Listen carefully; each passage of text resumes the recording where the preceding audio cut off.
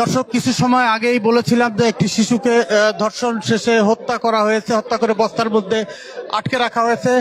এখন আমরা দেখতে পাচ্ছি যে সেই যে যার বিরুদ্ধে এই ধর্ষণের অভিযোগ উঠেছিল তার লাশ হয়তোবা পড়ে আছে।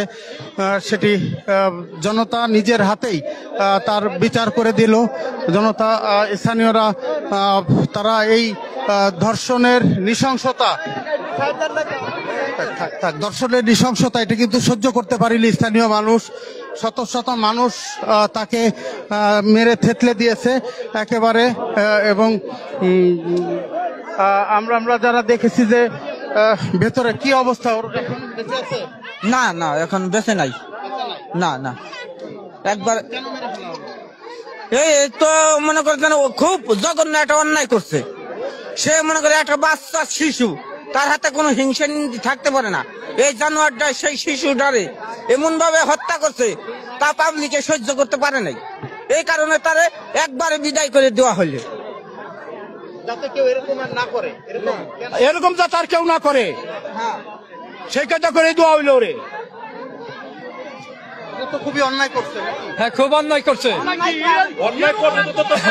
অন্যায় করে তো সাদা পাইলো, যে অন্যায় করছে এই অন্যায় সে সাদা বলে, যাতে করে দেবে মারা ধরা হইলো, যাতে এরকম যাতে কেউ না করে, ওর দেয়া সবাই যাতে হেদায়ত হয়ে যায়।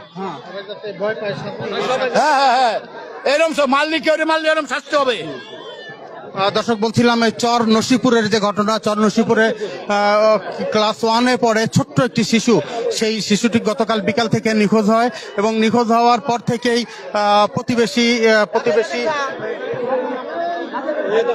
প্রতিবেশী হায়দারের বাড়িতে তার লাশ আজকে সন্ধ্যায় এসে পুলিশ খুঁজে পায় বা উদ্ধার করে, লাশ উদ্ধার করে। কিন্তু এই খবর পেয়ে শত শত মানুষ, গ্রামের শত শত মানুষ তারা কিন্তু এখানে ছুটে এসেছে এবং এই দৃশ্য দেখে তারা সহ্য করতে পারেনি।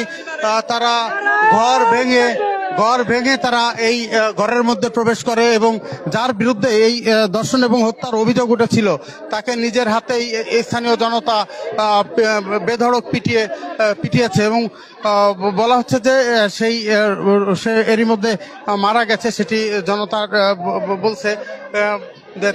এবং বলছেন যে এটি আসলে তারা ক্ষুব্ধ হয়ে আসলে এই বিচারের যে মব জাস্টিস বা যাই বলি, এই ঘটনাটি ঘটিয়েছে, যাতে কেউ এর ধরনের ঘটনা আর কখনো না ঘটায়, কেউ যাতে এমন ঘটনা আর কখনো না ঘটায়, তাই দৃষ্টান্তমূলক শাস্তি তারা দিয়েছে, এটি দাবি করছেন।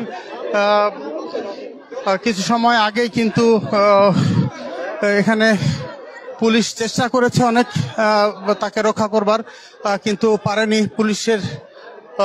পুলিশের ব্যারিকেড ভেঙেই কিন্তু স্থানীয় জনতা শেষ পর্যন্ত এই যে হায়দার তার উপরে হামলা চালায়।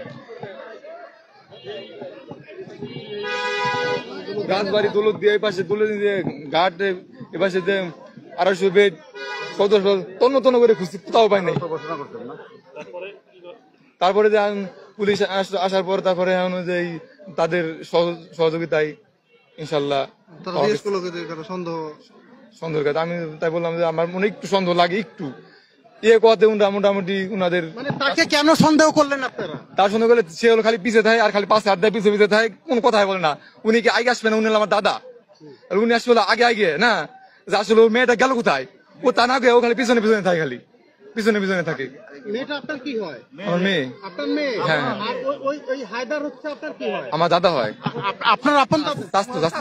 চাস্তো দাদা? আপনার দাদা? আমার দাদা। হ্যাঁ। তার মানে মেয়েটার হচ্ছে তাওই হয়। তাওই।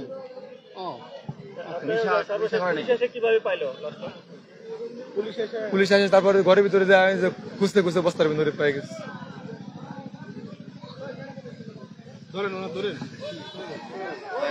আসলে বলার মতো কোন, এটা এমন একটা ঘটনা হৃদয় বিদারক, এটা বলার মতো ঘটনা না। কারণ এই মানুষটা আসলে ছিল পরিবার ছাড়া একটা সময়। আর আমরা শুনছি ইতিপূর্বে, মানে বাপ দাদাদের কাছ থেকে শুনছি, এই লোকটা একটা পশুর মতো ছিল, আগেও খুনি ছিল। কিন্তু উনারে দিয়ে আমরা বিন্দুমাত্র সন্দেহ করি না। কেন? ছোট একটা বাচ্চা মানুষের সাথে মিশে থাকে, মানুষের তো পরিবর্তন হয়। তো উনারে ওনার সাথে আমরা আজকেও কথা বলছি, যে জিজ্ঞাসা করছি, আমাদের দোকান আছে গেছিল, আমি বললাম যে ভাই কি অবস্থা, তো উনি বলতেছে এই অবস্থায় ভাল লাগে নাকি কেমন কি। তখনই মানে মানুষের ভিতরে একটা সন্দেহের সৃষ্টি হয়েছে যে আসলে একটা মানুষ সবাই যখন মানে আহাজারি পুরো এলাকা জুড়ে আহাজারি দেয়, যখন এটা খবর শুনতে একটা সন্তান যখন মানুষের হারাই দেয়, একটা সন্তান যখন মানে বাড়িতে থাকে না, একটা বাবা মার কি অবস্থা হয় সেটা বুঝেন। আমরা সকালবেলা মাইকিং করার চেষ্টা করছি, যতটুকু সম্ভব চেষ্টা করছি, পরে কোনোভাবেই কোনো সন্ধান হইতেছে না। মানুষের একটাই সন্দেহ, হয় পানিতে পড়তে পারে ছোট বাচ্চা, আর না হলে কারো হাতে পড়ে গেছে ছিনতাইকারী বা এমন কিছু হতে পারে, আমাদের ধারণা ছিল।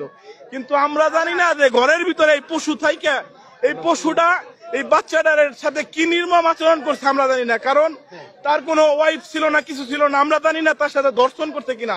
কিন্তু আমরা এইটুকুনতে খুব খুশি, আল্লাহ তাআলার যে একটা বিচার আছে, যে দর্শন করছে তার শাস্তি মৃত্যুদণ্ড, আজকে এলাকাবাসী তার উপযুক্ত শাস্তি দিচ্ছে, আমরা সকলে খুশি এবং ধন্যবাদ জানাতে চাই প্রশাসনকে। আজকে ওসি মহোদয় তিনি দুপুরের পর থেকে এখানে এসে অভিযান করে, তো অভিযান করার পরে তিনি তিল করে যে লোকটাকে আমরা যে হায়দার মোল্লা যে ভিকটিম তাকে বলে, যে তাকে বলার পরে তার সাথে কথোপকথন বলতে বলতে কথায় কথায় তার সাথে তাদের টিমটা নিয়ে তার ঘরে যেয়ে আমরা সন্ধ্যার একটু আগে আমরা সকলে যখন কথা বলতেছিলাম, তো তখন হঠাৎ করে রুমের মধ্যে থেকে একটা আওয়াজ চলে আসে যে পাওয়া গেছে। তো এইটাই হলো ঘটনা।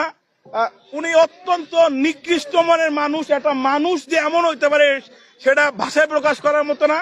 আমি এই কথা থেকে বলতে চাই যে আপনারা সকলেই যে দৃষ্টান্তমূলক শাস্তিটা দেখলেন, আপনারা সকলে যদি কারো মনে কোনো এরকম নিকারজনক চিন্তা চেতনা থেকে থাকে, আপনারা এগুলা থেকে দূরে আসুন এবং আমরা সকলে যাতে ভালো থাকতে পারি